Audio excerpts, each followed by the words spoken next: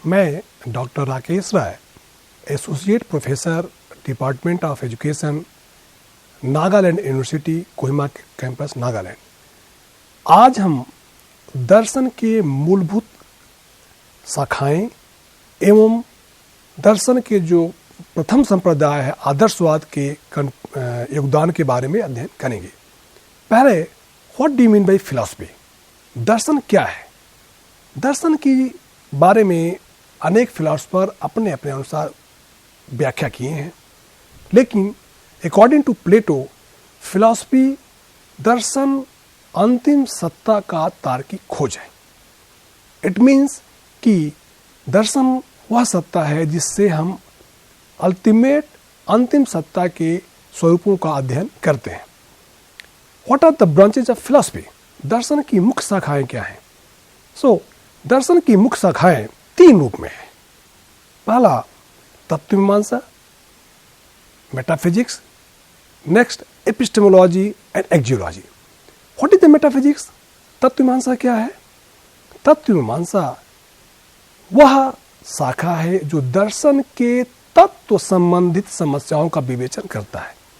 तत्व संबंधित समस्याएं मीन्स अस्तित्व क्या है, अस्तित्व का स्वरूप क्या है, चेतना क्या है, आत्मा क्या है, ब्रह्मा क्या है। It means which branch deals the problem of reality, या वह शाखा जो अस्तित्व के स्वरूप के बारे में अध्ययन करता है वो कहलाता है तत्वमीमांसा। What is the epistemology? ज्ञान मीमांसा। ज्ञान मीमांसा means which branch deals the problem of knowledge. ज्ञान के स्रोत, ज्ञान की सीमाएं, ज्ञान की विधियां, ज्ञान की सीमाएं आदि संबंधित समस्याओं का अध्ययन दर्शन शास्त्र की जो शाखा करती है उसे कहते हैं ज्ञान मीमांसा। What is एक्जियोलॉजी? मीन्स मूल्य मीमांसा। मूल्य मीमांसा मीन्स दर्शन की वह शाखा जो मूल संबंधित शुभ अशुभ, अनुमोदन अनुमोदन, उचित अनुचित आदि तरह के समस्याओं का अध्ययन जो करता है वो कहलाता है एक्जियोलॉजी। इसमें दर्शन का जो प्रथम संप्रदाय है वह कहलाता है, वह है आदर्शवाद। What is the idealism? Idealism is the first systematic philosophy in the western thought. And आदर्शवाद के जो सबसे बड़ा समर्थक थे वो थे सोक्रेटिस या सुकरात और Plato. What is the idealism? Idealism शब्द आइडियाज से निकला है जो प्लेटो ने दिया था, इसलिए आदर्शवाद का जो आधार है वो प्लेटो का थ्योरी ऑफ आइडियाज है। आदर्शवाद वह विचारधारा है जो आध्यात्मिक सत्ता को मूल तत्व मानता है। Means ideas are real.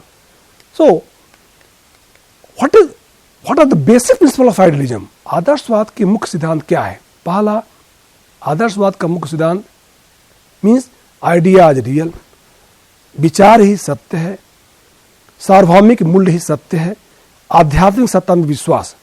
क्यों? स्पिरिचुअल क्वालिटी में विश्वास, आध्यात्मिक गुणों में विश्वास, मूल्य अपरिवर्तनशील है। ये आदर्शवाद के सिद्धांत है। According to idealism, what is the metaphysics? इसीलिए आदर्शवाद तत्वमीमांसा में कहता है कि आध्यात्मिक तत्व ही सब कुछ है। मीन्स आत्मा, परमात्मा, ईश्वर, ब्रह्मा ही रियल सब्सटेंस है। एपिस्टेमोलॉजी, आदर्शवाद किसी भी अनुभविक ज्ञान को नहीं मानता, कहता है कि जो ज्ञान है वो पूर्ण रूप से निर्धारित होता है। मूल्य, जहां तक मूल्यों की बात है, आदर्शवाद किसी भी परमानेंट, किसी भी टेम्पररी वैल्यू को नहीं मानता। आदर्शवाद के अनुसार मूल्य वह है जो हमें पहले से निर्धारित होता है। What is the aims of education according to idealism? अब हम अध्ययन करेंगे कि आदर्शवाद का शिक्षा में क्या योगदान है। तो पहला question, aims of education according to idealism. तो आदर्शवाद के अनुसार शिक्षा का मुख्य दो उद्देश्य है। पहला उद्देश्य सत्यम शिवम सुंदरम की प्राप्ति, दूसरा ऑब्जेक्टिव सेल्फ रियलाइजेशन, मीन्स अपने अस्तित्व के बारे में जानना। इसलिए दूसरी बात, व्हाट इज द मेथड? आदर्शवाद किसी भी फिक्स मेथड को नहीं मानता, लेकिन यह संवाद विधि, प्रश्नोत्तर विधि, दोनों विधियों का महत्वपूर्ण समर्थक है। रही बात पाठ्यक्रम की, तो आदर्शवाद पाठ्यक्रम को दो भाग में बांटता है, एक स्पिरिचुअल कोर्स आध्यात्मिक, दूसरा भौतिक।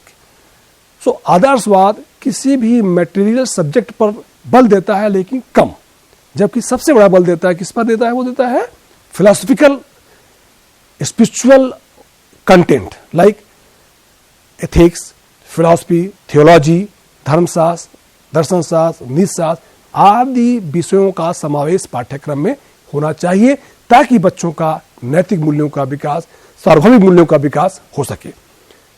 रही बात अनुशासन, आदर्शवाद किसी भी बाह्य अनुशासन को नहीं मानता है, वह मानता है किसको, सेल्फ अनुशासन।